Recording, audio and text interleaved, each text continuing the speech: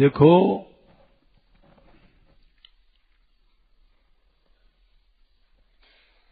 हम लोग आज ही सत्संग नहीं कर रहे हैं, यानी कितने जन्म में सत्संग किए और आज तक इस संसार से छूट नहीं पाए।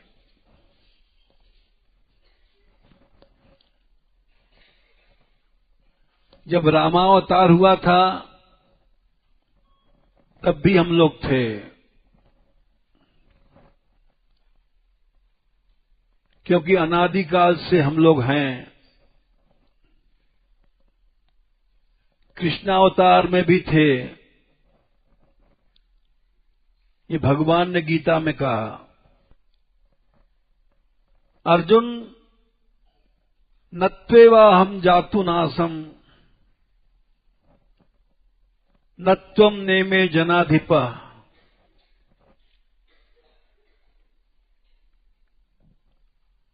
न चैव न भविष्यामः सर्वे वयम अतः परम। पहले भी थे, अब भी हैं और आगे भी रहेंगे। यानी कितनी बार हमारे सामने अवतार हुआ भगवान का,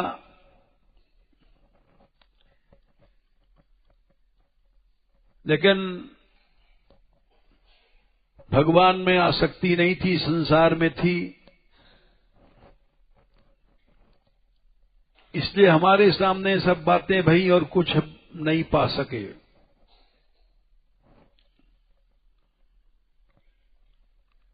इसलिए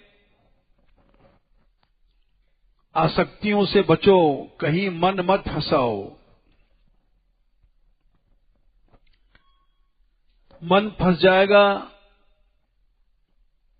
तो ये भी जन्म गया। जैसे अनगिनत जन्म चले गए, ये भी गया।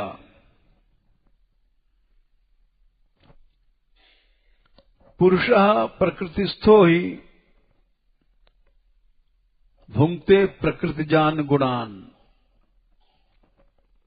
भोग करते हैं हम लोग आसक्ति कारण।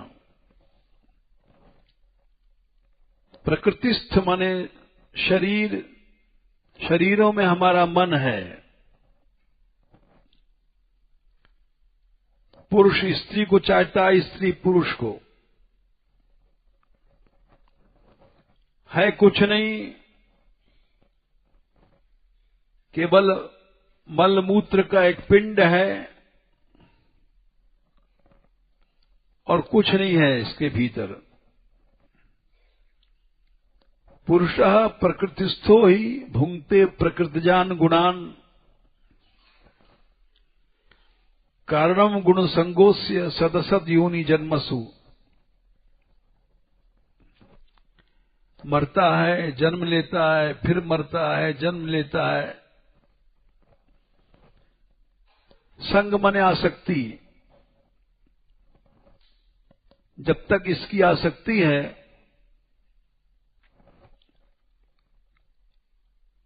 जैसे एक दृष्टांत है, पहले बैलों से लोग खेती करते थे, ट्रैक्टर नहीं थे। बड़ी मेहनत से होती थी खेती।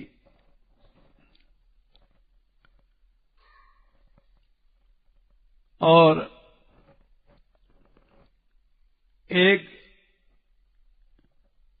खेती वाला जमींदार था,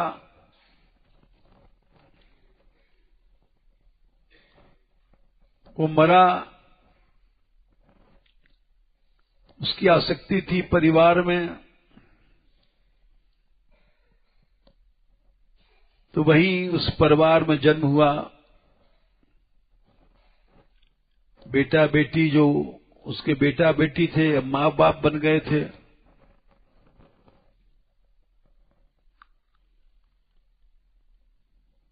और वहीं फिर उसके बड़ा हुआ,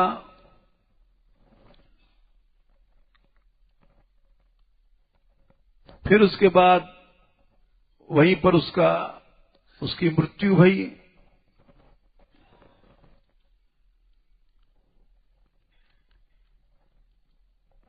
किसी सिद्ध महात्मा की दया थी, वो समझाते थे कि बेटा आसक्ति नहीं करो, लेकिन वो आसक्ति कौन छोड़ता है? मरने के बाद फिर उसी घर में जन्म हुआ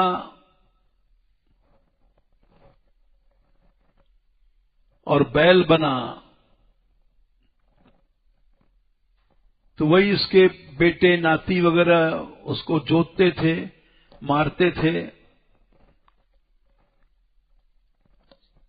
भूसा उसा नहीं देता था खाने के। फिर मर गया, फिर वहीं जन्म हुआ, उसी परिवार में, उसी मकान में सर्प बना।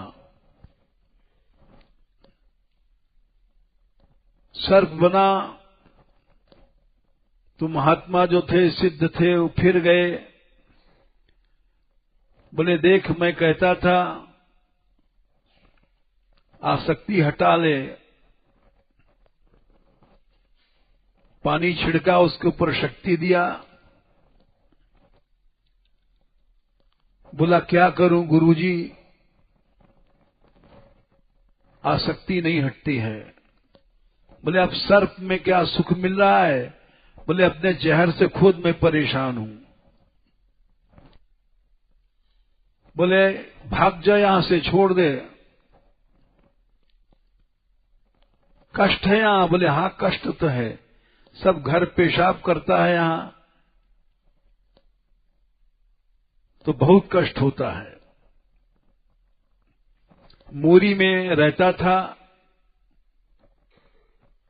और घर वाले सब वहीं पेशाब करते थे। बोले एक तो जहर से मर रहा हूं और दूसरे इनके पेशाब ये सब मेरे सिर पर पड़ते हैं।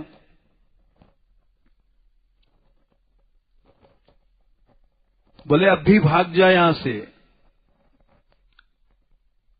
कष्ट क्यों पाता है? बोले एक बात सोचता हूं कि भले पेशाब पड़ता है मेरे सिर पर, लेकिन है हमारे ही फुलवारी, हमारे बेटे बेटी तो हैं। समझ गए गुरुजी इसका कल्याण नहीं होना है, ये मेरापन नहीं छूटता है।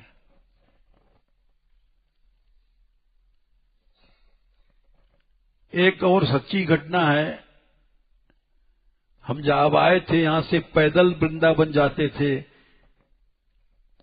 बस वस नहीं थी, 60 साल पुरानी बात है। तो यहां रास्ते में सब जंगल था, छठीगरा से वृंदावन तक। एक महात्मा थे, छठीगरा में बड़े विरक्त थे, एक रात वहीं रुकते थे हम। वो भिक्षा मांगते थे। हम पहुंचे, बड़े प्रसन्न भय, आओ आओ महाराज। रोटी मांगने गए, देर में लौटे। हमने कहा देर क्यों लग गई? बोले क्या करें, एक घर में झगड़ा हो रहा था। रोटी देने वाली बहू थी और सास में लड़ाई हो रही थी, और दोनों कहती थी रोटी ले जा बाबा, रोटी ले जा, लेकिन बार बार गाली गलौज हो रही थी। एक पड़ोसिन बैठी थी, बोली ले और गृहस्थ को मजा ले ले, बहू बेटा तो पीट रहे हैं और पीट रही है, यही ग्रस्त है। तो वो तो समझा रही थी, ज्ञान दे रही थी, और जिसको ज्ञान दे रही थी बुढ़िया, वो सुनकर के बोली, राण हमें तो मारे वाले तऊ हैं, भले बेटा बेटी हमें मार रहे हैं, तेरे तो कोई मारवे और बारो नहीं है। अब भागिन तो तू है, मैं तो भागशाली हूं जो पिट रही हूं, हमारे बेटा बेटी तो हैं पीट रहे हैं, तेरे तो कोई मारवे वारो ना है। तो संसार है, 100 जूता खाएं, तमाशा घुस के देखेंगे, जब तक सिर सलामत है तमाशा घूम के देखेंगे। जीव अपनी आसक्ति नहीं छोड़ता, चाहे कितना कष्ट पाले, ये तो यही मरता है, यही मरेगा। ये भगवान की दया हो तब आसक्ति छूटती है।